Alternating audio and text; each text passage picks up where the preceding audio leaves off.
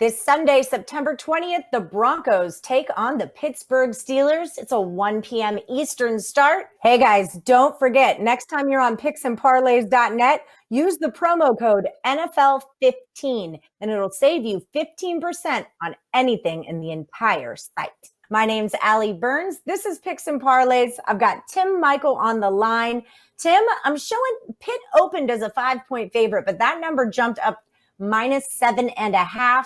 The opening total was 44 and it went down to 40.5. Lots of line movement on this game. What can you tell me about that? Well, I actually have a play on the side in this one, so I'm going to steer clear of giving out a side here. I'll just remind everyone to head over to Picks and Parlays and check out my homepage there and grab the big play on this game on Sunday. This is an interesting game. Both teams played on Monday night, although not against each other.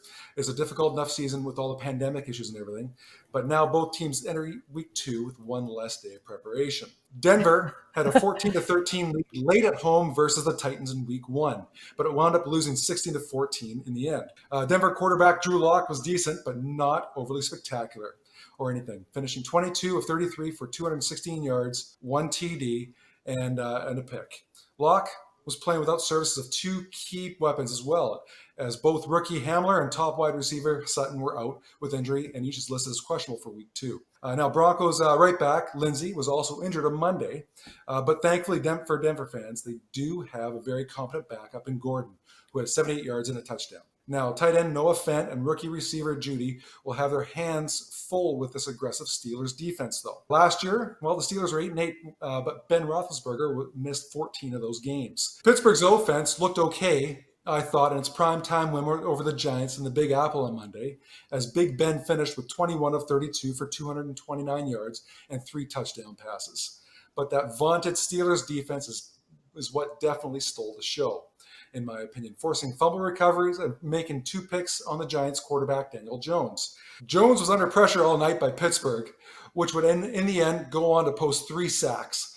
Pittsburgh also won the turnover battle and held the Giants running back Saquon Barkley to just 6 yards and 15 carries. Pittsburgh led the league in sacks last year with 54 overall, and I think that's trouble for this undermanned Broncos offense. As I say, I have a strong play on the side in this contest, which you can pick up at Picks and Parlays.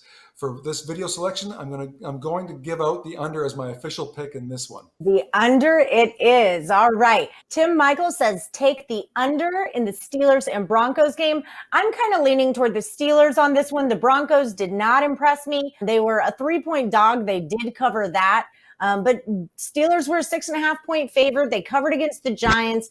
I was not impressed. I was just not impressed by Drew Lock at all. I was super impressed by Roethlisberger coming back and throwing 3 touchdowns. I mean, hey, I was like a little wonky with him. I was actually on the Giants there because I wasn't sure about how his arm would do, and he covered. They did it easily. They dominated. They handled business. I'm going to roll with the Steelers this week. I might in-play it and get off that 7.5. I don't really like that hook. Maybe, I don't know. We'll see what happens. But I think Steelers, even with the hook, is a decent play here. All right, guys, stick around. We've got more free picks coming your way from Picks and Parlays.